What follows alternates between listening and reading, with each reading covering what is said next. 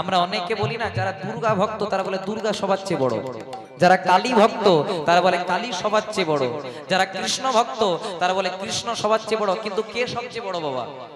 ভগবান নিয়ে পার্থক্য করলে চলবে না। কেন? কারণ যে কৃষ্ণ সেই কালী সেই জগন্নাথ। প্রমাণ কোথায়?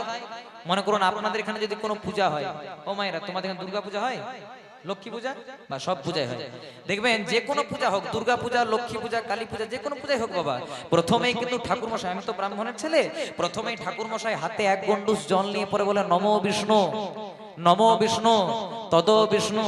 কেন? আপনারা তো ঠাকুর মশাইকে চার্জ করতে পারেন, ঠাকুর মশাই আমি তো আজকে বিষ্ণু পূজা করাচ্ছি, আমি তো কালী পূজা করাচ্ছি, আমি তো যে দুর্গা পূজা করাচ্ছি, আমি তো যে লক্ষ্মী পূজা করাচ্ছি, তাহলে আপনি বারবার বিষ্ণু বিষ্ণু কেন বলছেন? যদি প্রকৃত ঠাকুর মশাই হয় আপনাকে উত্তর দেবে, প্রথমে আমি বাড়ির গার্জিয়ানকে নিমন্ত্রণ করছি।